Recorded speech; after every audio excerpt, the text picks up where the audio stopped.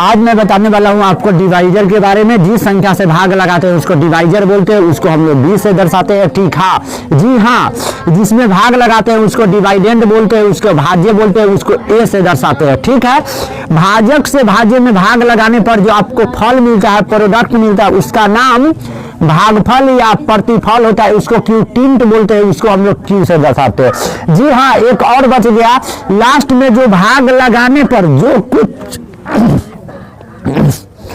जो कुछ बच जाता है उसका नाम शेषफल होता है, उसको इंग्लिश में रिमाइंडर बोलते हैं, उसको आर से दर्शाते हैं। ठीक है, ये सब आपको यूक्लिड विभाजन एल्गोरिथम के अंतर्गत करना, और ये बहुत ज्यादा इंपॉर्टेंट है। आप बचपन में चाइल्डहुड योर लाइफ भाज्य बराबर भाज्य गुने भागफल प्लस शेषफल, सबसे बड़ी आपका भाज्य है। अगर जो भाजक में भागफल से गुना करके शेषफल को जोड़ेंगे तो हमको बड़ी वाली संख्या क्या कर जाएगा, प्राप्त हो जाएगा। जैसे कि मान लीजिए आपके पास 9 है, अगर जो 9 में 2 गुने 3 करते हैं तो 2 तिहाई 6, अगर जो 6 में 3 जोड़ते हैं तो आपको 9 प्राप्त हो जाएगा, और दोनों पक्ष आपस में क्या है, बराबर है। इसलिए हम कहेंगे से यहाँ पर भाजक आपका बी हो गया, भागफल आपका 3 हो गया, और शेषफल आपका कितना हो गया, 3 हो गया, और भाज्य आपका कितना हो गया, 9 हो गया। तो ये आपका ए का वैल्यू हो गया, ये आपका बी का वैल्यू हो गया, ये आपका क्यू का वैल्यू हो गया, ये आपका आर का वैल्यू हो गया। कुछ इसी प्रकार का होने वाला है। Dividend equal to divisor multiplication quotient plus remainder में। आप समझिए, भाज्य को ए से दर्शाते हैं, भाजक को बी से, भागफल को क्यू से, शेषफल को आर से। तो फॉर्मूला बन गया ए बराबर बी क्यू प्लस आर। इसका कुछ कंडीशन होता है, स्थिति याद रखिएगा इस बात को। ये 0 हम लोग एक ट्रिक निकाले हैं, ओ आर बी, ये कंडीशन आपको एग्जाम में पूछेंगे, ओ आर बी, लेकिन ये आपका 0 है, याद करने के लिए ओ आर बी हम बोलते हैं। 0 से हमेशा बड़ा होना चाहिए आर का मान, या उसके बराबर होना चाहिए, याद रखिएगा।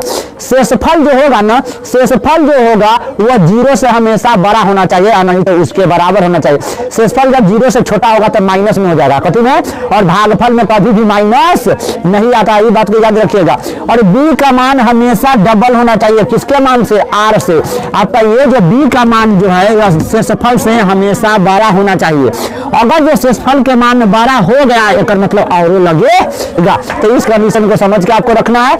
0 greater than and equal to R greater than B, इसको हम लोग इक्वल बोलते हैं। ये आपका इक्वल टू का साइन है, इसको हम लोग बराबर बोलते हैं। ठीक, ये आपका ग्रेटर देन है, ग्रेटर देन का मतलब आपका बड़ा होता है, और इसमें बराबर का आधा साइन लगा दिया गया है।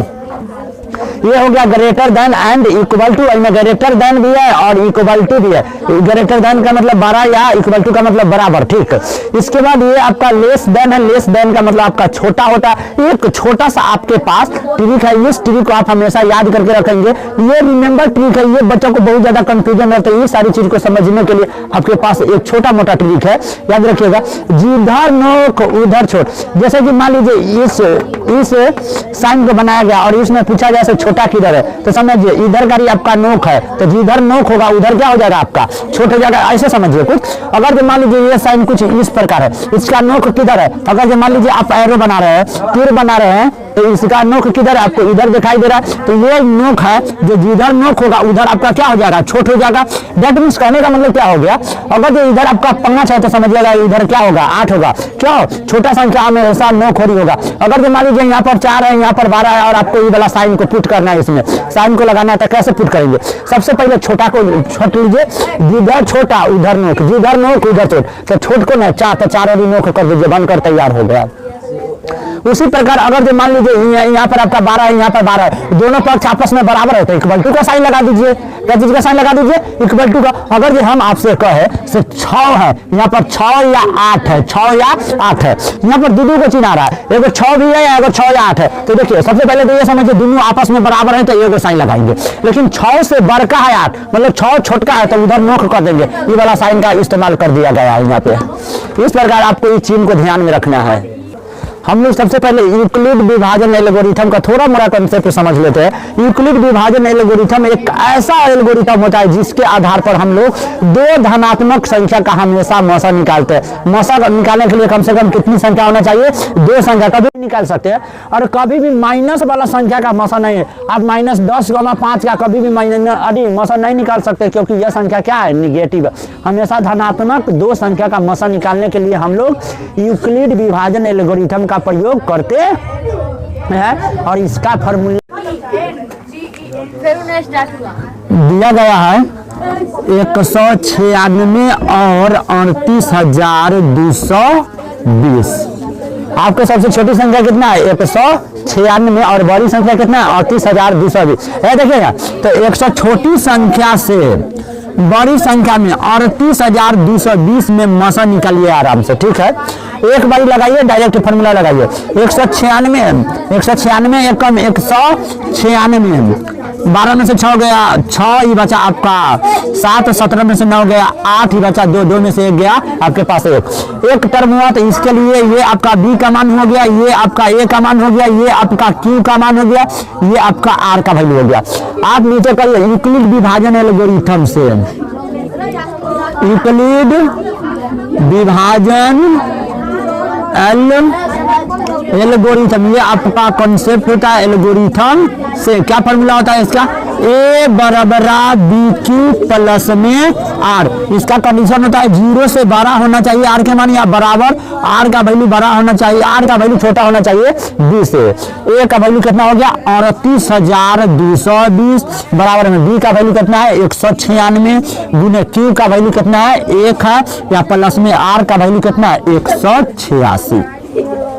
हमेशा पीछे वाला को बी का वैल्यू को फिर आगे ले चलिए, 196 को आगे ले चलिए, मतलब आप फिर से लगाइए इसमें। आप जब तक कटिंग न हो जाए तब तक कि आपको लगाते ही जाना है। या एक काम करिए, अभी और लगने वाला है तो और लगा ही लीजिए, एक ही बार में सॉल्व हो जाएगा। अगर जो ऊपर से 2 उतारते हैं तो 100 कितना हो गया, ये 1862। इसको आप कितना मतबे लगा सकते हैं, ये करीबन 9 मतबे लग सकता है। 9 से लगा कर देखिए, 9 से 9 6 54 के 4 हासिल 5, 9 नमा 81 गो 5 गो 86 गो हासिल 8, 9 एकम 9 गो 9 गो 8 गो कितना 17 गो, 12 में से 4 गया 8, 6 अभी बेटा 5 15, 15 में से 6 गया 9, 7 7 कट गया 1 1 कट गया, ऊपर से कितना उतारेंगे 0, 980 हो गया आपके पास।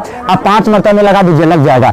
6 पंचे 30 के 0, 9 पंचे 45 के 3 गो 48 गो, 1 पंचे 5 गो 4 गो 9 गो, पूरा पूरा कट गया। मतलब जब शेषफल 0 हो जाता है तो मौसम में अंत हो जाता है। तो इतना करने की कोई जरूरत नहीं हो गया। आपका क्यू का वैल्यू कितना हो गया, क्यू का वैल्यू आपका 195 हो गया, क्यू का वैल्यू कितना हो गया 195 और शेषफल कितना हो गया 0। अगर जो शेषफल 0 हो जाए तो मौसम बनकर तैयार हो गया। और लास्ट में लिखेंगे अतः 196 और 38,220 का मौसा। तो सुनिए बी का वैल्यू हमेशा मौसा होता है 196, आपका क्या हो गया मौसा। ये आंसर इसी प्रकार बनकर, अगर जो एक स्टेप में न करता है तो बहुत बार जाते रहता है आगे की ओर।